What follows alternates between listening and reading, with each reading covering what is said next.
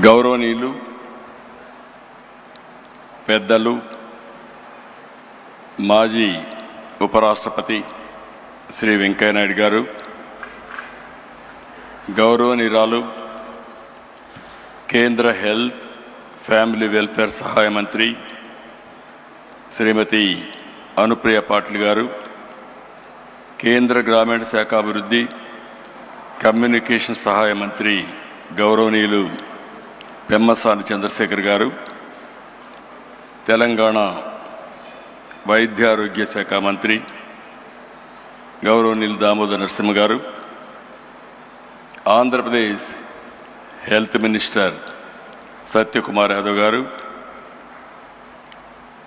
Visakhapatnam parliament సభ్యులు భరత్ గారు, ఈరోజు మనందరం ఇంత ఉత్సాహంగా ఇక్కడ పార్టిసిపేట్ కావడానికి కారకులైనటువంటి Basavatarakam foundation cancer hospital chairperson అయినటువంటి నటరత్న నందమూరి బాలకృష్ణ గారు,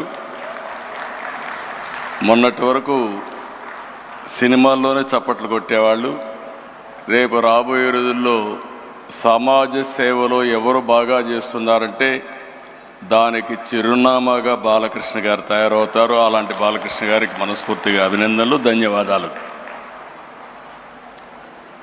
ఈరోజు ఈ యొక్క సంస్థ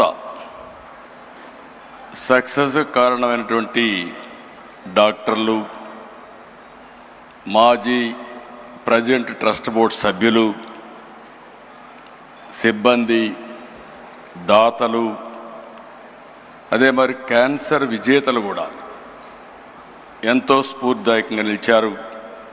అలాంటి అందరికి కూడా 25 సంవత్సరాల శుభ సందర్భంగా రజతోత్సవ శుభాకాంక్షలు. ఈరోజు నాకు అందరికంటే ఎక్కువ ఆనందపడే వ్యక్తిని నేను. ఆలోచన వచ్చినప్పటి నుంచి ఇంతవరకు ఈ యొక్క హాస్పిటల్కి కాస్తో కూస్తో ఎప్పుడు వీలైతే అప్పుడు దీనికి సేవ చేసే అవకాశం నాకు వచ్చింది.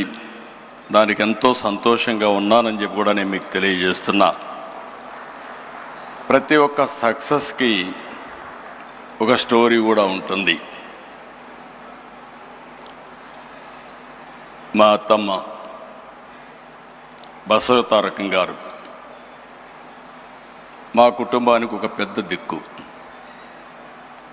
ఎన్టీఆర్ సినిమాల్లో బిజీగా ఉండేవారు, ఆయనకి ఎప్పుడు కూడా టైం ఉండేది కాదు.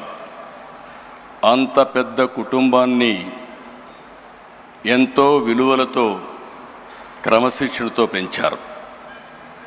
కుటుంబంలో అనుబంధాలు, ఆప్యాయతలు పంచారు. అందరినీ ఎంతో ప్రేమగా కేరింగ్గా చూసుకునేవారు. నా ఉద్దేశంలో చాలామంది చూశాను, కానీ అవి ఒక మానవతావాది. అలాంటి ఆవిడికి మీరు ఒకసారి చూస్తే క్యాన్సర్ రావడం చాలా బాధ కలిగింది మాకందరికీ. అయితే ఆ రోజు మనం చూసుకుంటే క్యాన్సర్ వచ్చినప్పుడు పెద్ద హాస్పిటల్స్ కూడా లేవు. ఆవిడ సఫరింగ్ కూడా చూసాం. ఆ రోజు తమిళనాడులో అడయార్, ముంబైలో టాటా ఆసుపత్రి, ఇలాంటివి 1-2 ప్లేసుల్లోనే హాస్పిటల్స్ ఉండేటివి. ఎవరైనా ఇప్పుడే వెంకయ్య నాయుడు గారు ఒక మాట మాట్లాడారు. ఆ రోజు క్యాన్సర్ అనేది డబ్బులుండే వాళ్ళకే వచ్చేదని, దాన్ని రాచపుండు అనేవాళ్ళు. అలాంటిది క్యాన్సర్ రాను రాను పెరిగే పరిస్థితికి వచ్చింది. అక్కడి నుంచి చాలా సఫర్ అయ్యారు. ఆవిడ సఫరింగ్ మేమంతా చూసాం. కడాన అమెరికాకు కూడా తీసుకెళ్ళి ట్రీట్మెంట్ ఇప్పించిన. ఎగ్జాక్ట్గా మేము ఆగస్ట్ క్రైసిస్లో ఎన్టీ రామారావు గారు తిరిగి ముఖ్యమంత్రి నెలలోనే, 1 నెల 2 నెలల్లోనే ఆమె చనిపోవడం చాలా బాధ కలిగింది. ఆ షాక్ నుంచి ఎన్టీఆర్ తట్టుకోవడానికి కూడా చాలా సమయం పట్టింది. అయితే ఆ రోజు ఆయనకి ఒక కోరిక, ఒక ఆలోచన. మళ్ళీ పేదవాళ్ళకి ఇబ్బంది లేకుండా శాశ్వతంగా ఒక మంచి హాస్పిటల్ కడితే బాగుంటుందనే ఆలోచన ఆయన చేయడం, అదే విజన్. ఆ రోజు ఆయన ఆలోచనే ఆ రోజు ఇంత మునిపే రామ్మోహన్ రావు గారు చెప్పారు.